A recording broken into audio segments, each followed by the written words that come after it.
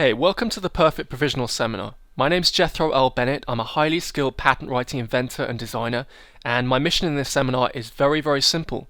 I'm here to give you the power to write your own provisional and get patent pending status on your idea, on your inventions for 12 months internationally so that you can hopefully disclose your idea, maybe take it to market, develop it further, and just give you the breathing space you need when you get patent pending. In a second, you're going to see the template for the introduction, which is pretty much going to write the introduction of your provisional for you. But before we take a look at that, I want you to see this invention. And this is a very basic invention, a theoretical invention. We're not really trying to patent it, but it acts as a tool to help you understand how this works. All it is a spoon that has a movable back part that allows you to interchange between storing fluid and food in the spoon and then releasing the fluid out of the spoon. You're going to see me build a provisional of this theoretical invention. You're going to see the template appear in front of your eyes. We're going to build it together. And at the end of the seminar, you're going to have a chance to use the Shine Enterprise patent pending filing videos where you're going to see me file my application online via the USPTO online system. You're not even going to have to use the post. You can literally open up a screen of your computer and copy exactly what I do. So we've got two things going on here. The Perfect Provisional Seminar, which is going to give you the power to write your own provisional. And straight away after that, we got the filing videos so you can take that application and file it online. What's it going to end up with? You're going to have an official patent application number and patent pending status for 12 months on your idea or your invention. So let's get started. Okay, so the first thing we start off with your provisional or with any application is an invention title. And this is pretty simple. You've probably got an idea in your head of what your invention is, and it's probably a pretty broad title, hopefully not too long. So the first thing to bear in mind with the title, just a few little kind of helpers, is make sure it's broad enough. So to give an example, imagine if you or someone had invented a new pad for a shoe. Let's say it was for sports shoes and it made running more comfortable. So it had a special type of technology in it, some kind of woven fabric inside this insole of a shoe, and it is an improvement to sports shoes. Well, you might be tempted to call it sports shoe pad. And that would be easily a good enough invention title. That would be a good title. But you've got to think just for a second before you do that. Think about whether your invention can be used for any other area or whether it can be used in a more broad way. So for instance, that invention, the inventor might be thinking it's particularly useful for a sports shoe, but maybe it could be used for boots. Maybe it could be used for regular shoes for people that have back problems. And so maybe it's not limited to sports shoes. So instead of giving it the title sports shoe pad, we can just call it shoe pad. Right? It really can be that simple at this point, especially with a provisional. Also, keep it basic. If you're starting to think, oh, maybe I should call it this complex name which describes this inventive thing that I've got. No, you don't need to do that in the title. In fact, a lot of patent offices ask that you don't do that. They want quite a short basic title. So to give you an example, my invention Dish Shine, which was a very low-lying shoe cleaning device which used this kind of special configuration of a motor and a kind of gearing solution, its title was just shoe cleaning device. Right? So try to keep it simple and basic. Do not use the title to explain the inventive aspect as a general rule. Just give it the broad term. So for that shoe example, we're not going to call it a special fabric, interwoven fabric for making shoes more comfortable, etc. We're just going to call it shoe pad. Okay, the second line of your application is really simple. It's called the field of invention. It's not absolutely essential, but I think it's good to have it in there. And all you're going to do is really just say what your invention relates to, kind of what field it's in. And this might actually be exactly the same as the invention title. So we just gave the example of an invention which is a shoe pad. Or you might just say the present invention relates to a shoe pad. Or you might say it relates to an improvement on shoe pads for making shoes more comfortable. Right? That's going quite long. So just very simple. And what we've got here is our first pink link. And the pink links on the Perfect Provisional template are links that can go straight in. All right? These are universal links which you can use for any invention at all because they're kind of just little kind of building blocks of your application, right? They don't say specifically what your invention is, but you can use them.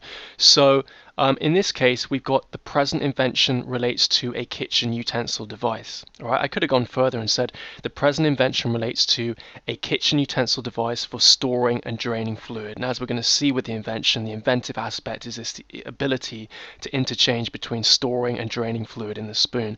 So the best way of thinking of this line is just a really basic way for you to, for instance, if an examiner was to look at this, which is not actually going to happen with a provisional, but if anyone was to read this in the future, if it's published, they can just get a very quick understanding of what your invention is. And the reason why we include this line on top of the title is sometimes the invention title doesn't give a kind of perfect idea of what the invention is, or it might be very, very broad. So this might be a line where you just either you just say the present invention relates to and you repeat the invention title, or if you want to give a tiny bit of added information about what it is, you can do that here. Once we've done that, we move on to a slightly more exciting part of the application, which is where we're really going to see what your invention does. And the way we do that is we talk about the problems first. So rather than just talking about your invention straight away, we kind of set the scene. We go into the background of what this problem or these problems are that your invention is providing a solution for. In order to get a patent, your invention has to provide a solution. That's kind of a definition of an invention, and that's one of the main aspects. So what we're going to do is just go into the problem. And if you look on the template, you can see an example with this invention spoon, which is very, very simple, and it will show you how to do this. So with spoon, what we've got is an invention which has a part on the back which moves, and it allows someone holding the spoon to, kind of dip the spoon into some soup. Let's say it's got some vegetables and some fluid, and you can interchangeably kind of drain fluid or store it, right? So that's the invention, and we're going to, and that's what we're going to try to patent or try to protect in this provisional. So what we're going to do is talk about the problem. So as you can see, all I've really got is 2 sentences to start off with, which is the first thing: regular serving spoons store food and fluid in the head of the spoon, but do not allow for drainage of fluid. Okay, so all I've done there is just mention that regular spoons you can pick up, from the soup, you can pick up fluid and food, but you can't drain it, you'd have to tip it, so there's no facility to drain it. And the next sentence, I mention about drainage spoons, and I say, drainage spoons drain fluid immediately from the spoon, but do not allow for transportation of fluid and food together. Right, so I very simply, just in 2 sentences with this invention, I've said what the whole problem is. That regular spoons don't have a drainage kind of aspect to the head, and drainage spoons have one, but unfortunately it's not up to you when you drain it. It drains immediately, so you can't carry, and I've used a fancy term, transportation of fluid and food together. And after that, I just kind of sum it up by saying presently there is no solution for interchangeably draining and storing fluid. So in just those 3 sentences, so simple, you can see I've set the scene perfectly for our invention, which is going to provide the solution to this problem. You might find that there's multiple problems, okay, and you can put multiple problems down. That's absolutely fine. But the key here is that we're going to kind of go into the background, and this part, this problem section, is actually known as the background in full patents. And if you look at full patent applications, you might see a header, especially on American applications where nearly everyone does this, where at the beginning of this section you actually see a header in bold saying background. I think the best thing for you to think about this section as is problems, rather than think about the background of the invention. That's a bit of a woolen term, isn't it? What is the background of the invention? No, what we're really going to do here is talk about the problems, or the problem that is the background setting from which your invention comes and provides the solution for. Okay, so you've noted down the problems of the field of your invention before your invention came about, which hopefully your invention is going to solve. So obviously the next step now is to say what the solution is. And of course we've set the whole scene so that the solution is actually your invention. This part that we've got here on the template, which I've noted down as the solution, is often called summary of the invention. And this is just where you kind of describe in a sentence what's going on. And again, we've got one of these pink links. You can just copy and paste this into your application. And that pink link is: the present invention seeks to provide a solution to this problem by providing, and then we're just going to describe your invention. So for this basic version of the template, don't worry about describing your invention in a very complex manner. Just again, copy that phrase, the present invention seeks to provide a solution to this problem by providing, and I put a little S in brackets after problem because there could be multiple problems. You can just copy and paste that as well. It's fine to use that kind of stuff in a provisional. And in this case, the best way to explain it is just to show what I've done with the kitchen utensil device. So all I've said is the present invention seeks to provide a solution to this problem by providing a kitchen utensil device with a movable back part that allows for interchangeable drainage and storage of fluid by a user. Right, let me just go through that in little parts.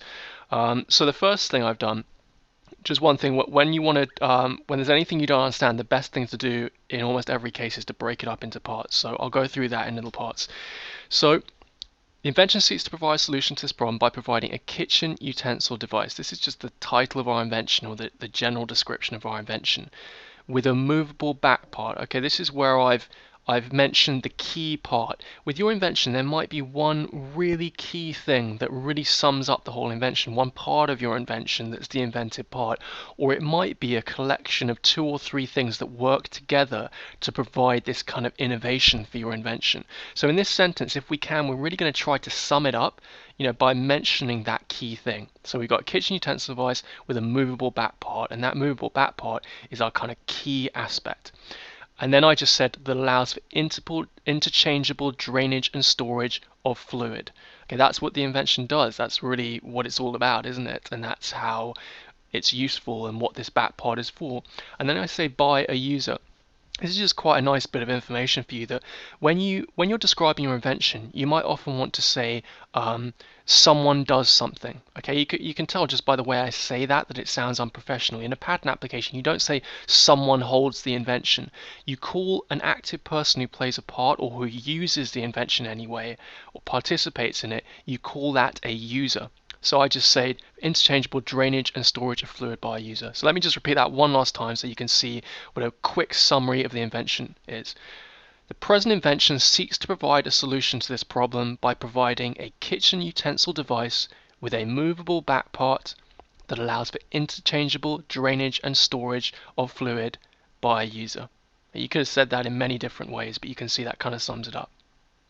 Okay, so what we're going to do after that, and that's really pretty good, we've summed it up, but you can imagine, you know your invention very well, but someone else who's looking at this, imagine someone for the first ever time who's looking at this and hasn't even looked at your drawings yet.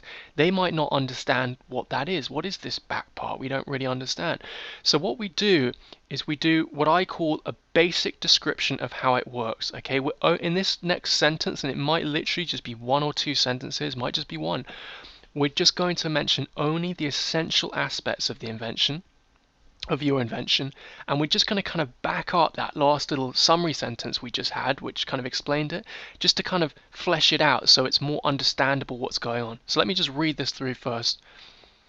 Okay, so we've got down for the kitchen utensil device on the basic description of how it works. We've got the head of the kitchen utensil has holes in the head for drainage. Okay, so that's just describing that obviously there are holes in the head of the spoon for drainage. The movable back part also has holes, which, when aligned with the holes in the head, allow for drainage of fluid from the head of the utensil. Okay, so we're just describing there that when those holes in the back part are aligned with the hole in the head, obviously then fluid from the head of the spoon can just fall straight through those aligned holes and just fall out of the spoon. Okay, next part, when the holes are not aligned, fluid is stored in the head of the device. That's just obviously explaining that when we shut those holes, fluid is contained. Right, so in just 2 sentences there, we've completely explained the whole concept. Okay, so in this part, we're only going to mention essential aspects. Don't mention your kind of preferred version. You might have different versions of your invention. You can see that I've only mentioned in those sentences really essential parts. I mean, can this invention work without holes being aligned and kind of shut in the head? Of course not. That's the whole point of the invention. So that's what we're focusing on here.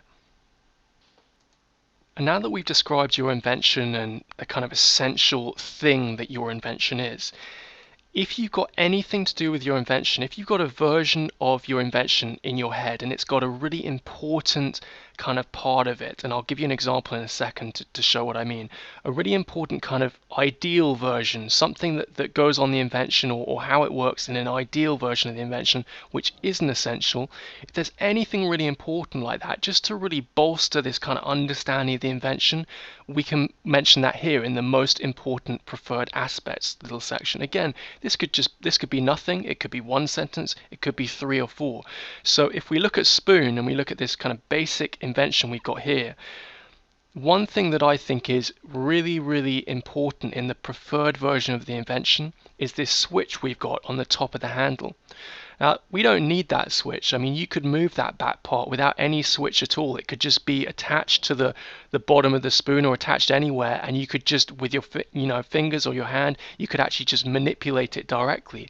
But that switch on the top is really, really good for the invention because what it means is that someone can hold that spoon in their hand and their thumb naturally goes around where the switch is. So from just moving their thumb, they can interchangeably drain and store fluid. So it makes the whole thing very, very intuitive. It's not essential. We know it's not essential, so we're not going to include it in that little essential part, but we're going to include it in the most important preferred aspects little section.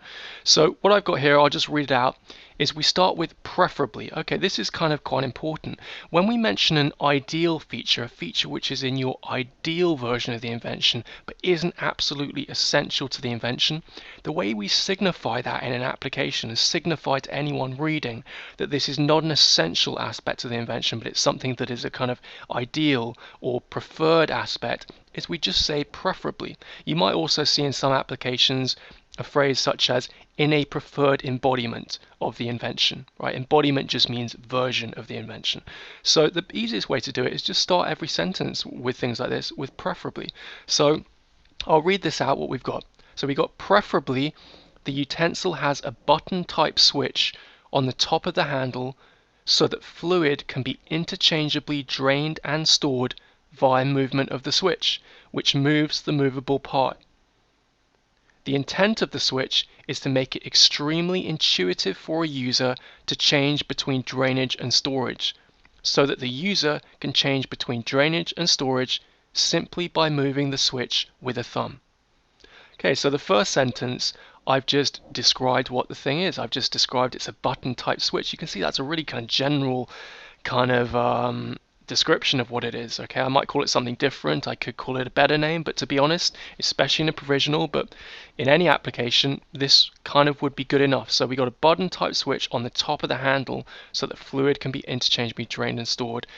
We're going to describe it more as we go into the application, but that's fine for now. And then the second sentence after that, I've just again kind of backed that up by saying what's important about that switch. Why am I mentioning this? And it's because the intent of the switch is to make it extremely intuitive. So we've got this aspect here, a preferred aspect, not essential, but a preferred aspect that makes the invention function really, really well. Have you got any aspects like that of your invention as you visualize the kind of preferred version in your head that aren't essential but could really help make this a marketable product? Those are the kind of things you might mention right here. Okay, the good news is you completed the whole of what I call the introductory section of the application, and what you've just done is not only good for a provisional, but this is really the structure of just about any application that you'll ever see or that you'll ever do. So congratulations, and now it's time to move on to the drawings. Before we move on to the drawings, it's also worth knowing that you've completed the first part of the perfect provisional system. The perfect provisional system is just a 3-part system. We got the introduction, we got the drawings, and we got the detailed description, which is obviously the detailed description of your drawings. So you've completed a third of the application. We're now going to do drawings, and I'm going to show you some really, really simple stuff that's just going to make this really, really easy for you again. But I'm also going to add some kind of advanced little tips in here if you want to know those things as well. But before we get started, let's just get some ground rules in place for the drawings.